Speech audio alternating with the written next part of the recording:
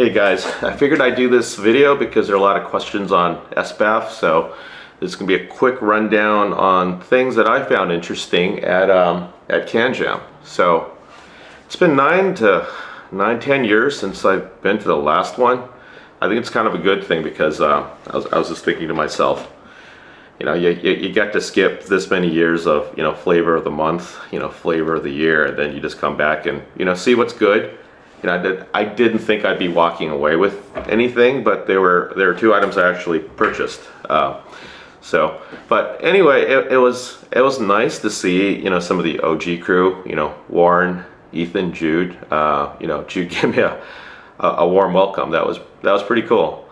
And yeah. So take it from there. I'm going through my list of questions now on SBAF. Okay, the RAAL Immanis. Okay, so first time I listened to it, I thought it was pretty good. I didn't really hear anything wrong. You know, granted that I think most of the music, or like all the music on there, I wasn't super familiar with. After talking to Chase, you know, Supernova on SBAF, he said, hey, look, you know, you just go back, check them out again. I didn't like them, not enough bass. You know, he likes his bass, he's got real speakers, he listens to speed metal, all that kind of stuff. So yeah, I went back, and this time I brought my iPod and just used Spotify. I know it's compressed or whatever, but you know, that at least gives me a pretty good idea of how it sounds. And that's, you know, on my second take, I'm like, yeah. You know, there are some issues. You know, I spoke with some other people, actually did take measurements of the Immanis, and I've seen them, and I think they reflected what I was hearing. And that was a spike, you know, somewhere between the like a mid-treble spike, below 10 kilohertz. 10 and 11, they don't bother me. That's just kind of like a kind of a, you know, like it's past the sibilance region. I'm fine with it. But I was below that, so it was sharp. I just kind of felt there's this dip somewhere that just came back with the sharpness, which was it was difficult for me to deal with. It just didn't sound right in the highs. You know, naturally with it being a ribbon type of driver, you know, I wouldn't have the expectation of it having massive bass. Everything else, you know, super detailed. You know, all the resolution you'd want, great articulation, but I think that was just a spot that I found a little bit too weird. I definitely appreciated their approach, right? Because I think the deal was they'd use 3 different ribbons. You know, every transducer or every kind of material has some kind of resonance point, right? And I guess the ribbons are probably, I would assume, tuned differently, right? So I'm just thinking, well, you know, either this could be just a complete massive disaster where, you know, you hear everything bad about all 3 ribbons, or all 3 work in conjunction, kind of calm things down. And that was the case. I thought the timbre was really good, you know, other than that spike. And, you know, compared to, you know, CA1A, SR1A, you know, those 2 models before the Immanis, I didn't really hear, I didn't hear any kind of treble spike.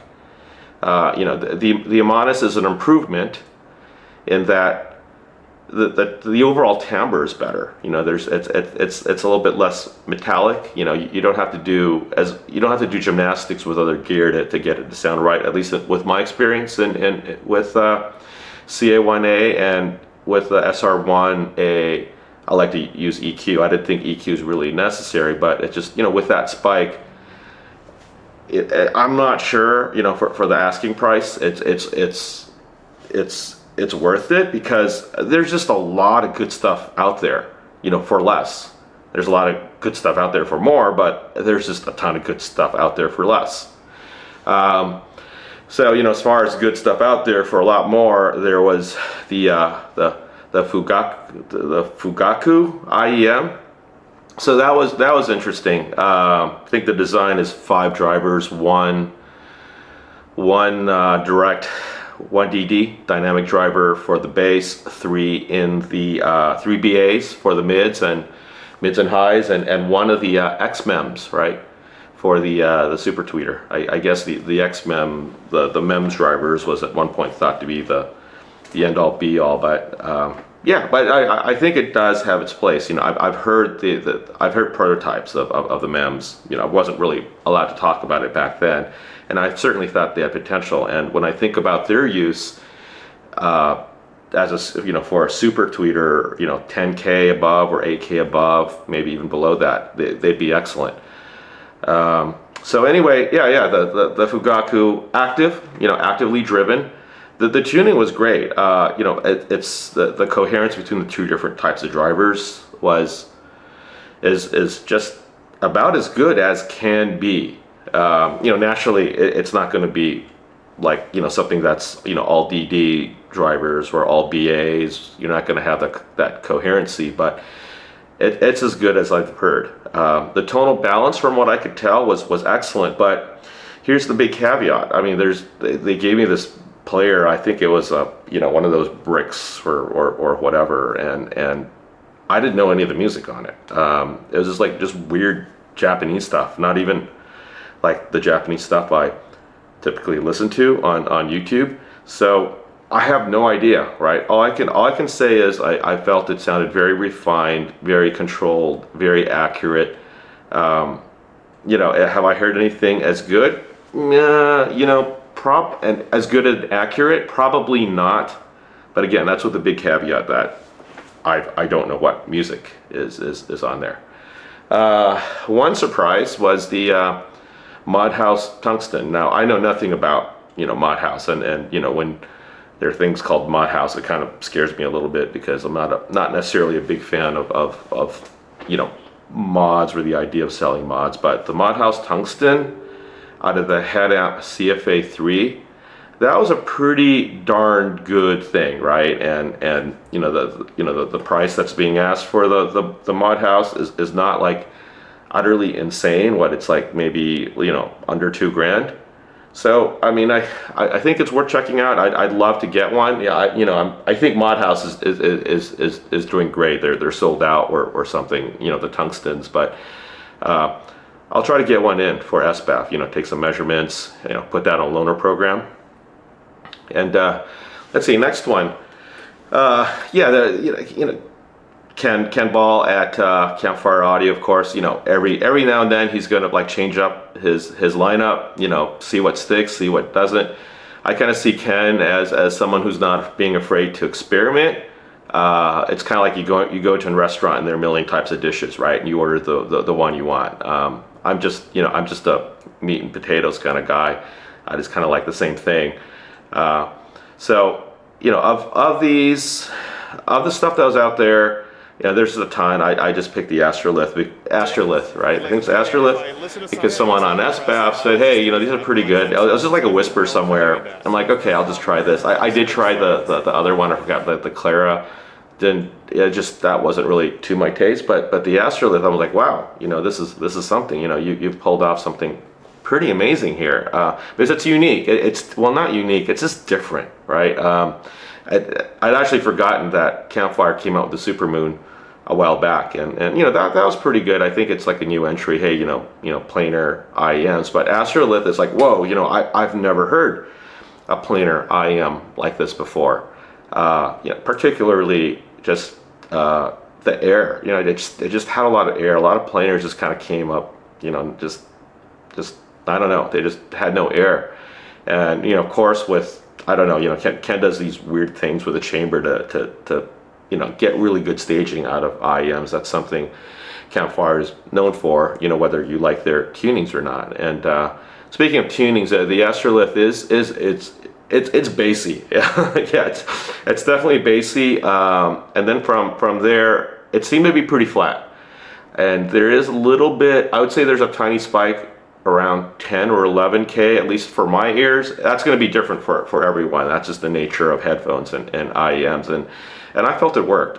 You know, again, you know, 10K, 11K spikes. It wasn't evident in all music, and some music I didn't even hear it, but it wasn't bothersome. In fact, I felt it helped balance out the you know, just the level of bass. I don't think it's as bass monstery as I think there's the Vega many years ago, that was just like too much, right? This is a lot. I mean, I put them in, I could enjoy it. It felt like being at a club, right? Something like that. And it actually works out with travel because I still use the Aura. It works for my ears, but it's not a good traveling headphone because if I get on a plane or train or something, it's just, the rumble is just going to overpower everything. So something like the Astrolith is great. Normally I don't wear IEMs to the gym because I like to hear what's going on around me, especially if some guy is like dying on, the Smith machine, which is, by the way, has happened for, one time I was like, looked over. He couldn't even talk. I think the bar was on his neck. I'm like, do you need help? Dude, do you need help? Oh, okay, I guess you need help. Okay. I mean, fortunately, he didn't have like big gigantic plates, so I could just lift the thing because I think he was just out of it. He had no more strength to lift anything at all, so I just was able to grab the bar and save the guy. But anyway, I'm going off topic here. STAX, it's kind of cool to see STAX come back. They've always been kind of a niche thing. Maybe people lost interest in STAX because one particular forum just kind of shit on everyone who try to ask any kind of questions there. But anyway, so side thing. Okay, Warwick Acoustics APERIO. Two versions of that, right? There's the OG version and there's the Goldensound version. So what do you guys think I'm gonna like, right?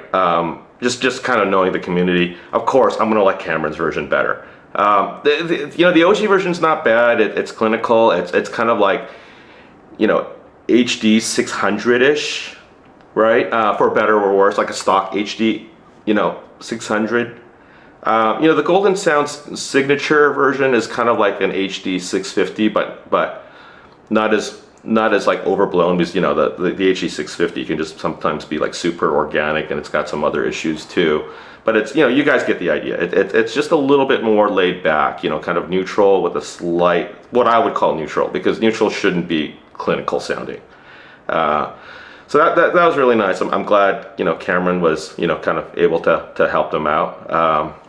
Another one that I felt was pretty good was Dan Clark's Corina. Yeah, and typical of, DCA stuff, really comfortable, really great ergonomics. I was like, hey, this is pretty good. I want to give it a second chance because it's out of a Blue Hawaii with a Mytech DAC, and that's neither that amp or that DAC are to my preferences. So I'm that was, but I certainly liked it. And finally, and this is a thing for Chase, right? This is Chase being Chase. He's like, yeah, everything has no bass. Everything has no bass. Oh, wait, check out the X9000 that has bass. I'm like, okay, so coming from him, that probably means something. So I tried to get in the room. First day I couldn't. Second day, early morning, I went in there. This thing was powered by a Viva electrostatic amp with I think an EMM Labs DAC. Now, let's see. I've heard the Viva stuff before. I haven't been necessarily a great fan, to their price. But this amp I actually liked. I felt it brought out a lot of the X9000. I ended up picking up the X9000 and. Yeah, I'm going to give a little plug here since these guys helped make it happen. Mimic Audio, TJ Cook. Let's see if you guys can, hopefully this will focus right. Yeah, there you go. Mimic Audio. TJ, he took care of me. So I brought one home. I think it's over there. I'll grab it and I'll do a review. Yeah, this thing has bass. And also, it just looks pretty. I mean, this is STAX, right? And the design harkens back to the original Omega, right? Just this whole with a plate over it. It's not tuned the same way. I think the Omega is definitely a little bit thinner. I think it's got a little bit. The Omega's got this. It's got a little thing up in the upper mids, which is okay. I can live with. I felt like you had with all the STAX stuff from the past, you really had to build something like a really complementary system to make them work, at least for my preferences. This one was just easy. I brought this home. I threw the X9000 into the i5 Energizer, just using Ager 2s. It's great. It's fantastic. I would be curious to double that up. I don't think I would use the tier. It's a tonal thing because already it's quite warm and quite bassy. So like me, right? It's finally like this electrostatic headphone that doesn't sound like weak sauce. And then let's see, going down the list. I know a lot of you guys asked about Gungnir 2. Okay, how's it compared? How does it compare to the OG the GS2, right? I'd say the GS2 is more incisive, yeah, more neutral. The Gungnir 2, I feel, is it. I mean, I did get a chance to play with it for a day. You know, I wanted more time, but just play with it on my setup for a day. So just to get an idea of it, I felt it was almost a straight drop-in for the more is better. Comparatively, the thing that immediately struck me was this, like, you know, mid-range in the mids, this massive amount of low-level information. It's definitely not like a super high contrast DAC. You know, it's a contrast DAC in cinema mode, you know, on your TV. It's kind of like going to the theater where where like a really nice theater where you see these gradations of grays and stuff, rather than like, as you know, I think the opposite end is like maybe like a Samsung TV in vivid mode that you see at Best Buy.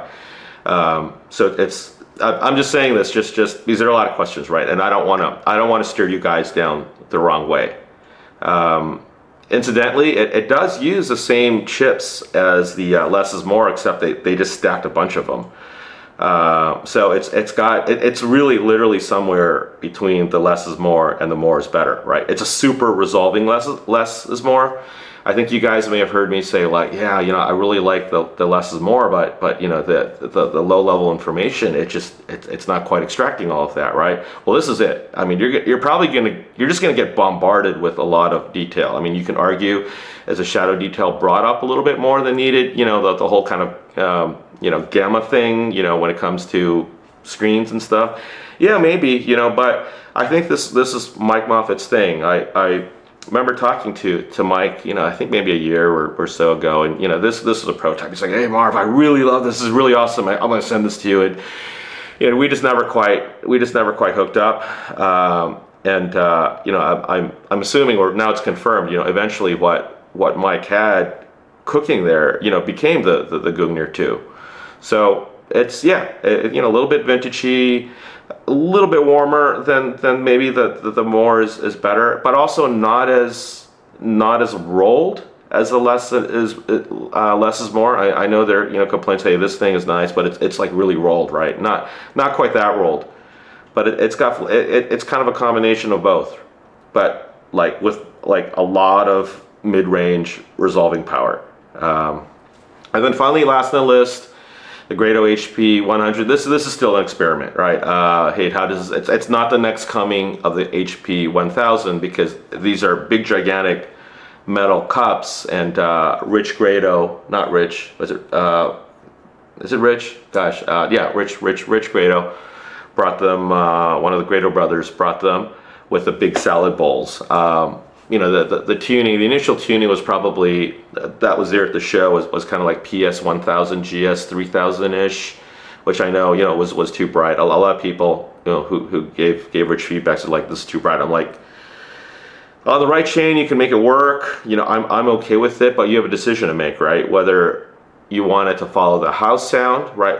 Expectations of what that is, or do you just want to make something altogether different, right? Maybe for an audience, a newer audience that's suited, right? You've gotten a ton of feedback here.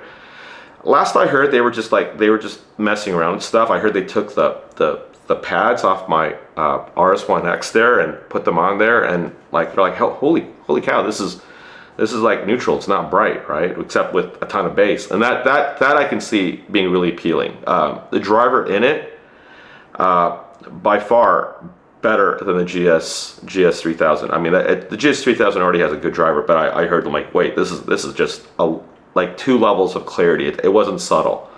So it's certainly a lot of potential there. We'll see what happens. You know, maybe Rich will, you know, offer the product and offer a bunch of different ear pads, like 3 different ones to get 3 different sound signatures. That might be pretty awesome. I think it's a great idea. So that's you know, that's it. That's it. I don't want to spoil too much. I'm gonna have another video out with Digital Audio Babe Lindsay. We're just gonna cover our bases, you know, for the entire show a lot more. You know, some back and forth banter that might be funny or maybe inappropriate to young kids. But anyway, I'll see you guys next time. And yeah, don't forget to subscribe. All right. Thank you guys. Bye-bye.